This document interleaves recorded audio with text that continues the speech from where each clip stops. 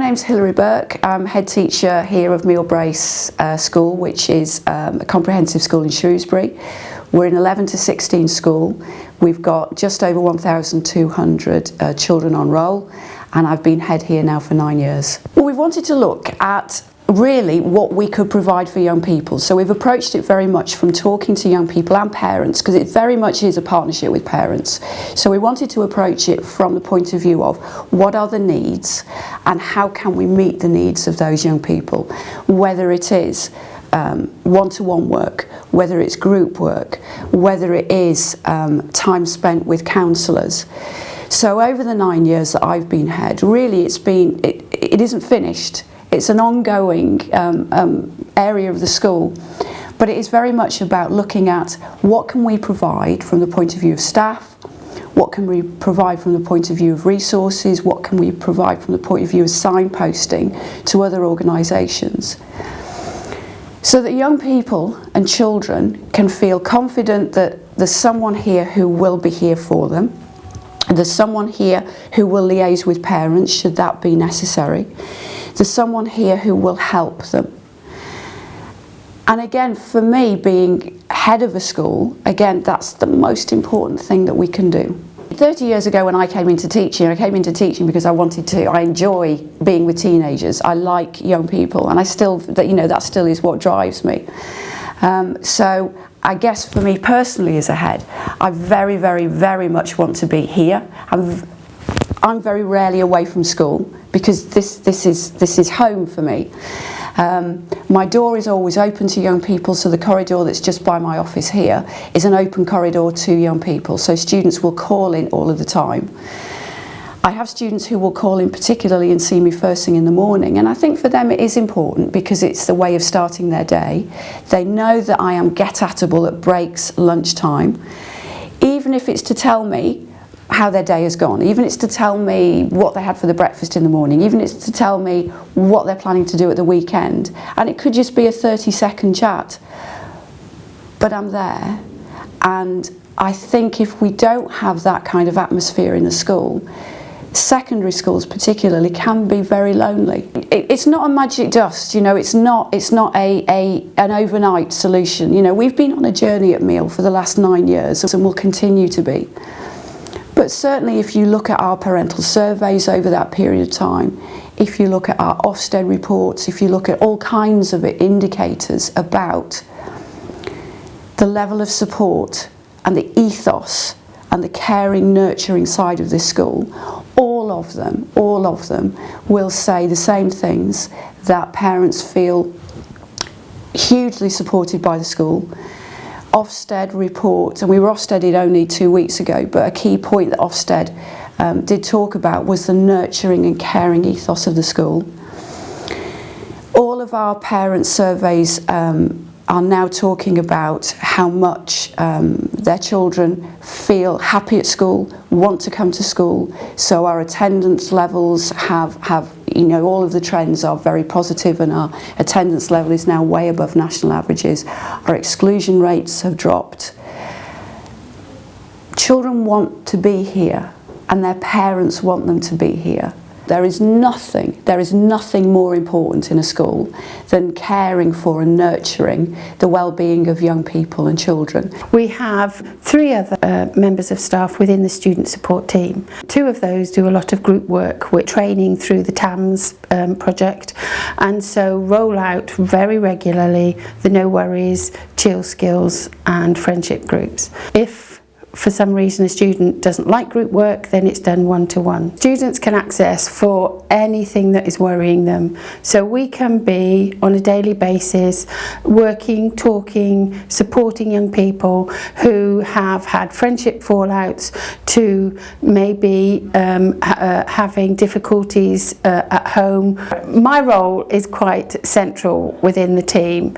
We have embedded the emotional well-being of young people in school to such an extent that friends will come and say that they're concerned about their friends. We are very much student-led, so if that doesn't work, We need to work with that student to look at what is the best way forward with that. What we have seen, which we think is really powerful within Millbrae School, is that students are able to come to us and share with us that they are concerned about their friends, that we are very well embedded, that there is a support network for students, that we do look after people's emotional well-being, and that something will be done. TAMS within Shropshire has been very supportive for us, building the student support team. It's very accessible, they're very active in identifying further training and putting on that training to allow staff that we have to be able to facilitate that within school. And I'm involved with the Chill Skills as the programme which relieves you of all the stress and makes you a bit more relaxed towards the exams. Wednesday where we come here and we get taught some relaxing techniques and we get to try them out and stuff, and then if we ever do get stressed or anything, then we're allowed to come over here and just know how to relax. And then from having a stressful day, it's like it suddenly takes it all away and I put it to the back of my mind and just focus on the rest of the day. And if I'm a bit stressed in the morning, then when I go, then it's so much easier. I can just get on with the rest of the day. We do like different types of meditation. So we go like into like a dull room and like lie down and just chill out, and then you're like ready to like go into an exam, like that you are calm, so you can do it before an exam. Because it really does benefit you like towards your GCSEs, because in the exams if you're getting stressed and you're like tensed up and panicking, you just slow down your breathing and then feel more relaxed towards it. I think they said there's over 50 people in our year who have put forward to be wanting to take part in this programme. I would go for maybe like anger if I've got quite a low self-esteem. Any problem that I've had, they've sorted out like straight away, comforting how they are around pupils. If I've had like maybe an argument at the start of school, I would come straight here, which is really helpful. I think it's a really nice place to have like someone always there helping you. Chill Skills like helps with like relaxing people like through stress, like especially with exams coming up under quite a lot of pressure at like home and school. It just gives that moment where you don't have to think about anything like that. But I feel like a lot more chilled about things. Like if I do get stressed, I've got all the help from Chill Skills to like implement at home while revising, taking breaks from revising. Didn't feel relaxed at all before. She probably would never have gone back to school had there not been the link. Sarah has been fantastic with her. She goes there for 2 hours a day. She wouldn't have gone back into the mainstream school, so it's brilliant. Diagnosed about 3 years ago with epilepsy, and it knocked her confidence. Mental health is, you don't actually ever expect it to happen to your child. So in this day and age, whatever is different, I don't know what's different with children. There is a difference in children now. It's not just the odd child, I mean it is quite a lot of children. TAMS is a targeted mental health support programme for schools, that's for primary schools and secondary schools across Shropshire. And the main objectives of the programme are all around improving children's mental health and well-being. So we've got about 8 different courses that we provide as part of the overall training package, and those cover things like self-esteem, anger management, anxiety, suicide prevention training and others. It helps children in Shropshire because the staff from the schools, learning assistants, pastoral support staff, teaching assistants come on the training programme.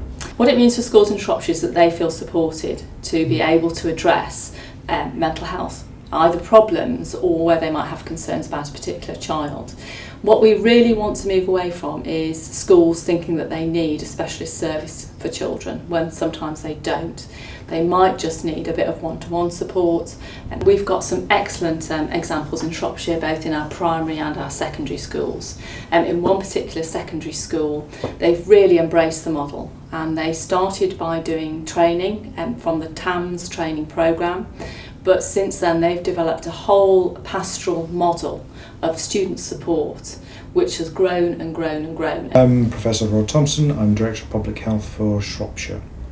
Thank you for the opportunity of talking about the importance of mental health for young people.